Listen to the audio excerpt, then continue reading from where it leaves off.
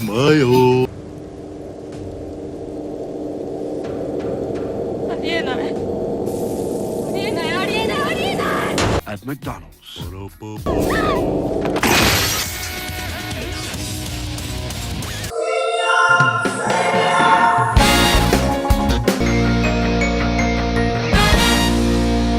This whole episode is brought to you by Hasbro. Now let the fighting resume! Already? I didn't even get to say the intro!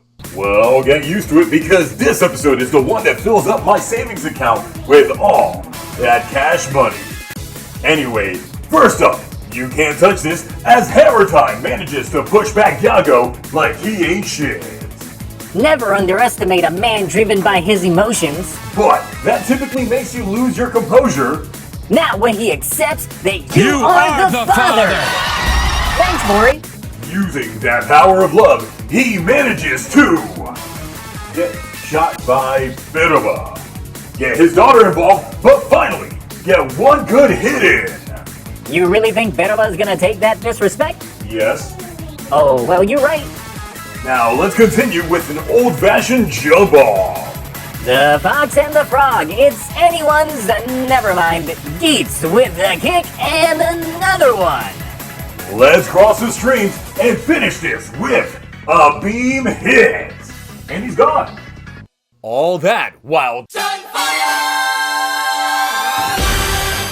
gets rushed to the hospital. But honestly, enough about that. Ozma's gonna hand Keiwa L's behind the scenes, since he thinks that there was a way for them to have saved everyone from Daichi's tree.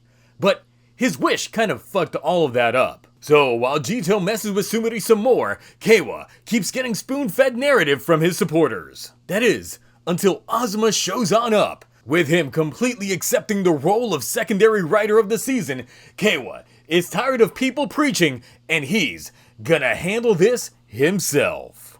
Welcome to the third fight of the night, folks. Sword versus chainsaw, twin command, what's that? We got zombie! And although Keiwa gets one good slash in at first, Ozma strikes back with the horns. Well, that's when the power of wall comes on in. But the action director remembered that Revolve-On was a thing, and buffed his head, swapped with his ass, avoiding that deep penetration to the dome.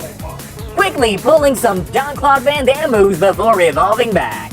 Wait, watch out, Buffa! There's a sword right now, and of course, that could have been completely avoided. It was right there. Well, time for the finisher, and it looks like this game's winner is Tycoon! But did he really win? You're right! Let me get this out for you. So Keiwa continues down the path of being the worst segue into becoming a villain. Because although everything could have been avoided had he just had faith in Ace, that ship has long since sailed. And with it comes a brand new wish, bringing back his family. That's it. No one else. Just his family. Even Sumiri is calling his doubts into question. What happened to the dumb fool who wanted world peace? Well, now he's a dumb fool who gets to be selfish after fucking everything up for everyone else.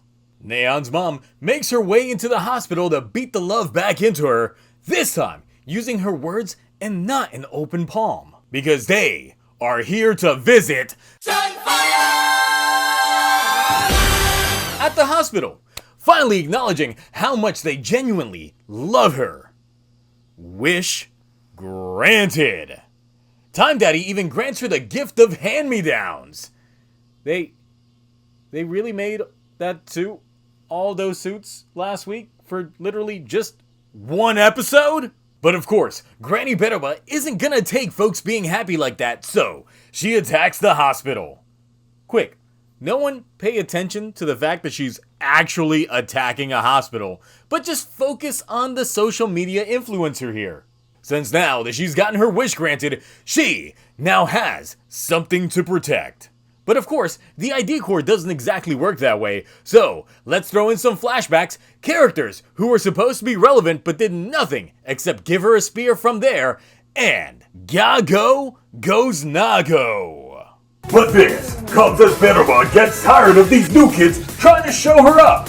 So, let's get in this new henshin pose ready. We got a cat fight to go tonight. Meow, that's right, Blade. Kitty got claws and a new disappearing act. It appears Nago's attempts to run away from home found their way into the fantasy buckle as she just fades out from each and every single one of those blasts. Makes you wonder why Time Daddy didn't pull that one. Well, that's because he already died. Spoilers, Blade! The show is 23 years old. Either way, Nago got that power creep you'd expect with high kicks hitting just right. I guess Time Daddy was too privileged to know how to get those licks in. You know who else is privileged? Beruba at catching those hands multiple times at that fact with high spin claw attacks to the massive high raised kick slam. You can tell whoever works in their edits department really cares about Ace and Neon because they get the best, most rawest shots. You know, Kawa used to be in that boat as well. Hold on, let me pour one out for Kawa Classic. Well, while you do that, let's take in this Rider kick. So, with Beruba done, Ozma is here to show her the greatest misery. Hers. But she ain't about that. Neon goes to the salon to join Ace while thanking him for using his god powers to grant her the wish, and Kawa doubles down on being the villain. Should I talk about forms? I mean, look, it's okay. It fits the look of Nago better than the beat buckle, but since her upgrade is literally just a regular raised buckle versus the full body ones that Ace, Kawa, and eventually Ozma will have, it shows where Toei's priorities lay. Rain time! Really? Like, y'all just took over this...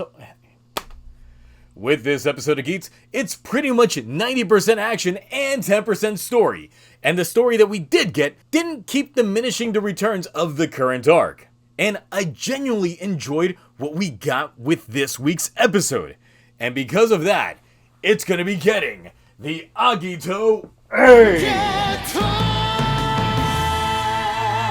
I know for like a while we've been doing the Ace A's, but I just felt like, you know what?